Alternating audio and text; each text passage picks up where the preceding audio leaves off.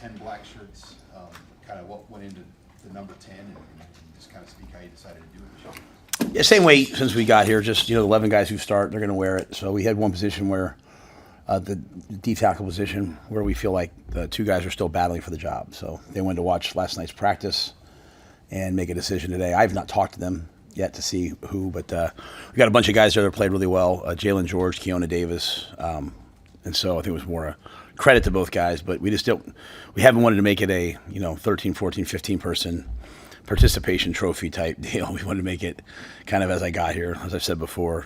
Just talking to Coach Osborne and some of the older guys, like at its purest form, it was just, hey, the starters. So we are going to play a lot of different personnel groupings. So we've thought about maybe some other guys, but we haven't done that yet. How has Shavers come along? You mentioned he had a hamstring strain. Is he ready to roll? Practiced yesterday. He'll practice again today. We just saw him out there. He says he feels great, so we anticipate him playing. As you just shifted to game preparation, what did you see from the team in terms of their level of focus or how they went about their business? Team's been great. I think they want to play. I think it's very evident. Very mature team. As I said the other day, on Saturday they've probably sent me. I probably got 50 text messages from guys just as they're watching different games and seeing different situational football happen, or some of the mistakes we told them would happen in first games. So I think they recognize what's ahead of them. They recognize some of the rulings that were made in terms of the new rules, in terms of simulating a snap on defense with a shift, or illegal substitution rules that delay a game that are now prevalent. So we've been very locked in. Hopefully we continue that tonight. Find clarity in the kicker competition, and is that different than the kickoff? Who might handle kickoffs? Yeah, it's definitely different. I think Kyle will go out and he will kick for us first. He would be the starter as of today, and then both Tristan and John have been battling out to be the kickoff person. Kyle would also be the backup punter. What's your schedule like? How early do you guys get on the buses to head down to Kansas City? Yeah, we're going to have the guys come in, have breakfast tomorrow. We'll practice tonight. Come in, have breakfast tomorrow. We'll meet and walk from 10 to noon. Then we'll give them time from like 12 to 1 to get themselves settled, eat lunch. Then we'll get on the buses at 1. We're going to go right from here to Arrowhead.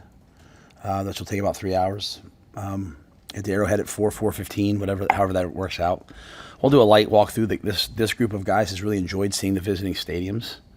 So very light walk through. Usually we try to see who can hit the goalpost with a football. The guys kind of mess around, just somewhere to get familiar with the scenario.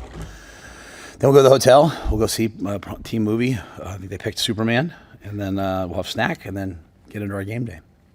With it being an 8 p.m. kickoff, just how do you go about managing all that goes into the wait before heading into? Yeah, there's not much you do to manage waiting. Waiting's waiting, right? It's brutal.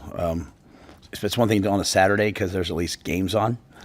But we try to break the day up. They don't have to come down. We have a rolling brunch till about 11. Then we'll go to a local high school at 11, and we'll go out and we'll just get outside the house. So outside the hotel. We've done that for a long time, and so we'll mess around a little bit at the local high school, come back, and then guys will just kind of head up, take a nap, hang out, and then we'll come back down and get our stuff started.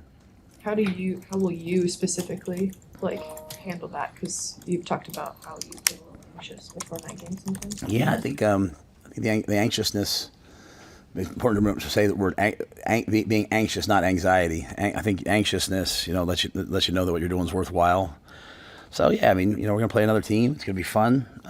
I'm very much looking forward to that. I've very much made a commitment to this year to having fun in everything that I do, because that's the type of team we have. So I don't plan on watching a soap opera or anything. I don't know what I'll do. It's always a good time to get caught up on some of the first games have come in recruiting. So we'll always watch some recruiting film when we can. But I don't have super specific plans. How eager are you to see what type of impact Nebraska fans can have in a neutral site game?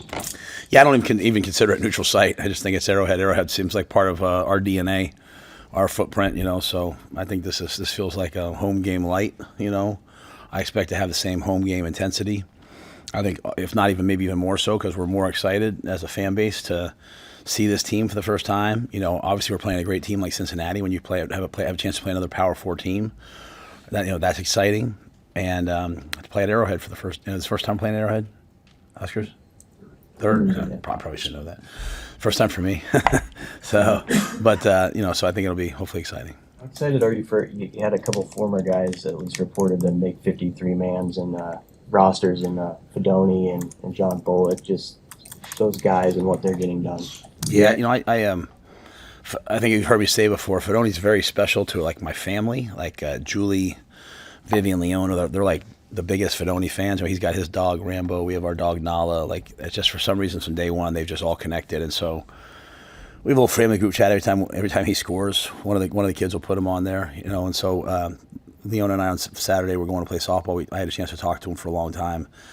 I think the most important thing is that they had a really deep tight end room. He had a really good camp, and so even if he didn't make that team, he was going to make a team. But I'm really proud of him because I've seen everything that he went into him coming back. I've seen the video of that second knee injury. It's grotesque, and so all the work that he had to do to come back, all the things he had to overcome. And he took. There was always a lot of flack for him for some reason. There was always a lot of flack for him that he had to deal with, and I just love the guy. I mean, I just thought he overcame the odds. And then Johnny Bullock, I made a point to our team. I think we released a video where I said something like, I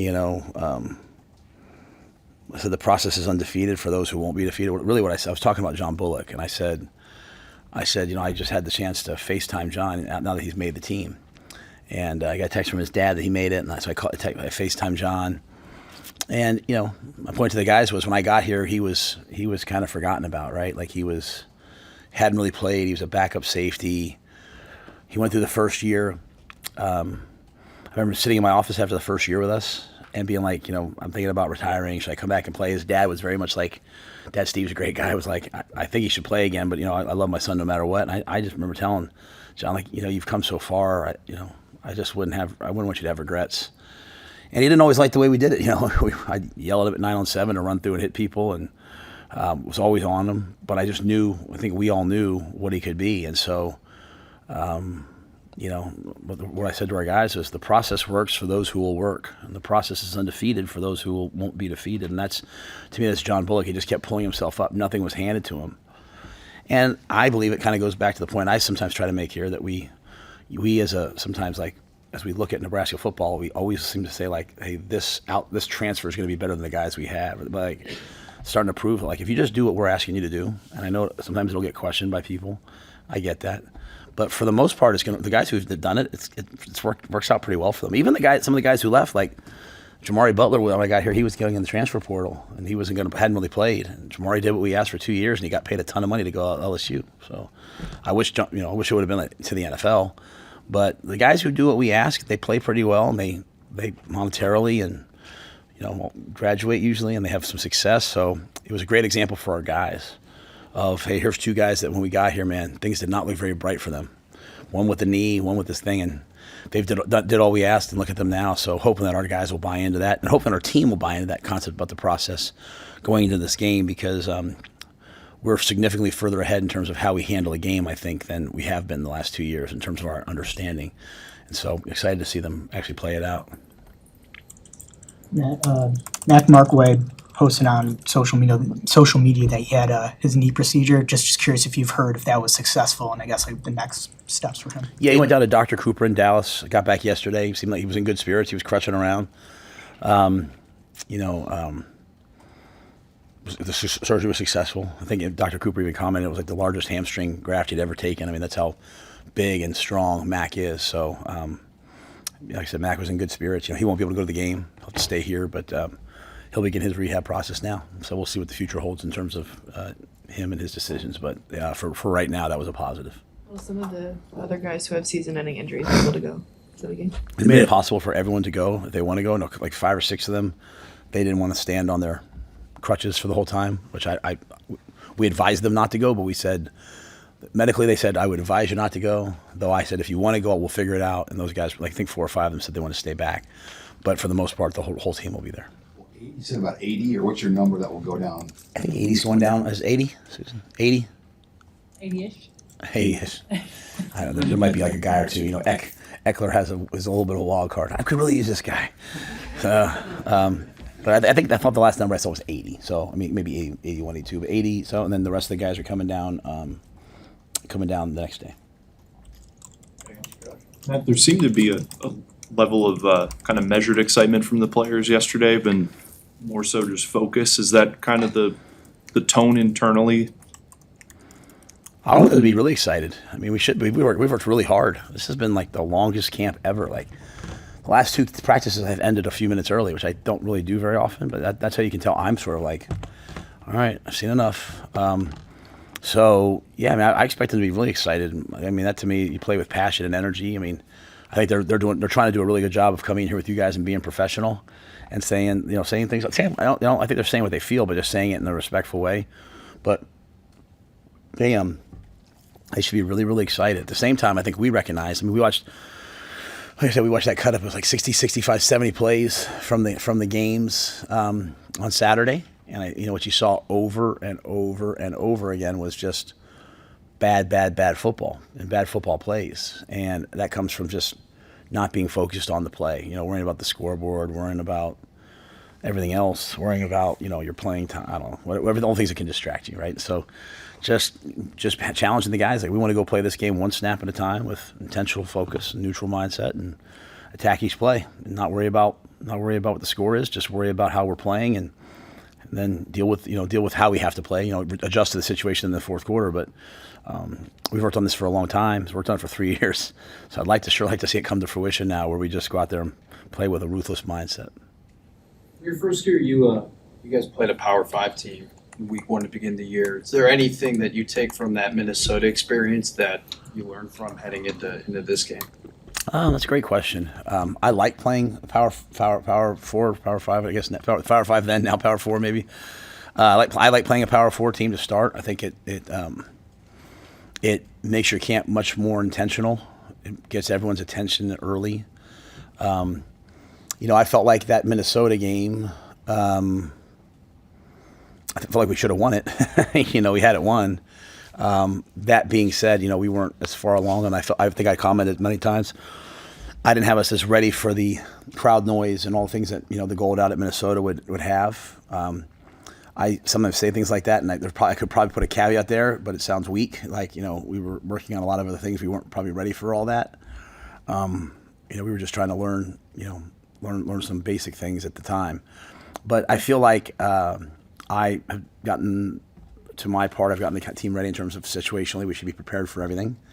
And I think to their part, they are focused and paid a lot of attention to detail. Like, we walked in this morning, Wish and I walked in this morning, and Isaiah Mosey's, sitting in the recovery tubs, and not just sitting there, he's got his game book out. Like, a lot of times you see guys looking at their phone or iPad, like, he's got his game book out and he's like taking notes. I was like, all right, that's what our freshmen look like. That means that every room that the seniors are doing a good job, or in that case, in that room, Emmett.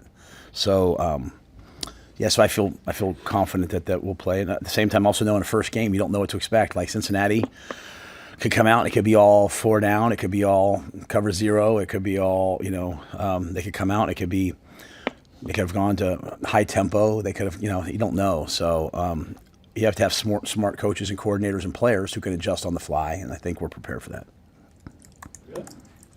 Thanks, guys.